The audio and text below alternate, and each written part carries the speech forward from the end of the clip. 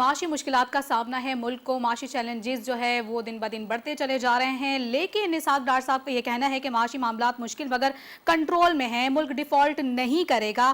क्या इसहाक डार का ये बयान दुरुस्त है? यही सवाल है मेरा सना मिर्जा आपसे। जी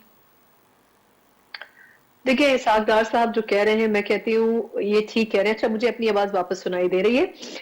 मुल्क को डिफॉल्ट का खतरा ऐसे नहीं हो सकता कि एक तो हमारे दोस्त ममालिक हमें नहीं छोड़ेंगे और हम ऐसे मुश्किल तरीन वक्त में उनका सपोर्ट, उनका साथ जो है वो हम ले सकते हैं। लेकिन इसहाक डार साहब से हटकर भी इस वक्त जो हमारी स्टैब्लिशमेंट है वो बिल्कुल ये नहीं चाहेगी कि हम डिफॉल्ट की तरफ जाएं, क्योंकि जो माशी मामलात हैं, आपको पता है, फॉरेन अफेयर्स और माशी मामलात, डिफेंस के अलावा भी स्टैब्लिशमेंट का उनके ऊपर असर रहा है। लेकिन हमारा मुल्क डिफॉल्ट किन सूरतों में कर सकता है, उसके ऊपर मैं क्विकली जरूर बताना चाहूंगी। देखिए, अगर हमारा IMF से जो नवा राउंड है ये कामयाब नहीं होता तो फिर हम डिफॉल्ट की तरफ जा सकते हैं।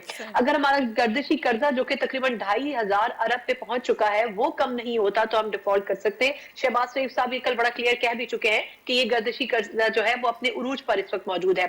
अगर हमारी जो डॉलर की गैर कानूनी स्मगलिंग है अफगानिस्तान के रास्ते, इसको अगर हम नहीं रोक पाते तो फिर हम डिफॉल्ट की तरफ जा सकते हैं। सनतों को अगर हम कोई रियायतें नहीं देते हैं तो भी इससे हमारा जो सनती स्ट्रक्चर है वो कोलैप्स कर सकता है।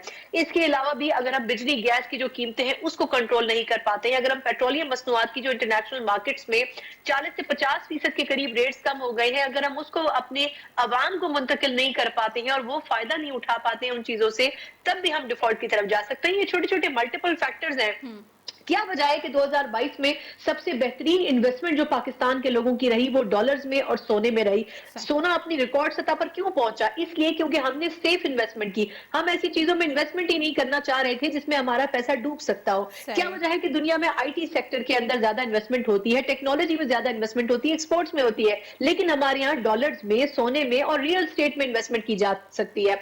इसलिए की जाती है ताकि लोग अपने पैसे को प्रिजर्व कर सकें। लेकिन उससे ड्रॉबैक ये होता है कि जो पैसा होता है आपका वो पाकिस्तान के अंदर ही रहता है, आप इंटरनेशनली डॉलर जो है वो नहीं मंगवा पाते। दुनिया भर के जो उसूल है इन्वेस्टमेंट्स के, अगर हम उनको अडॉप्ट कर सके, उस मॉडल को, अगर हम टेक्नोलॉजी में, IT में इन्वेस्ट करें या इसके अलावा हम दीगर इंटरनेशनल सेक्टर्स में, एक्सपोर्ट में इन्वेस्ट करें तो हमारे मुल्क में डॉलर आएगा। असल इशू यह है कि इसहाक डार साहब की जितनी पॉलिसीज थी, जितनी बातें थी, वो हवा हो चुकी हैं, क्योंकि उनकी पॉलिसीज की जो एक्सपेक्टेशंस थी उनको ये अंदाजा नहीं था कि खान साहब उनके लिए क्या गड़ा खोद कर गए हैं। लेकिन जिस तरीके से अफलातून इमरान खान साहब के पास मौजूद था, वैसे ही नवाज शरीफ साहब के पास भी एक सुखरात मौजूद है। जब तक ये लोग इस वक्त इन पॉलिटिशियंस, इन लीडरशिप के पास रहेंगे, तब तक शायद पाकिस्तान की जो इकोनॉमिक पॉलिसी है वो इकोनॉमिक इमरजेंसी तो बहुत दूर की बात है, पॉलिसी की शक्ल में भी कामयाब नहीं हो सकेगी।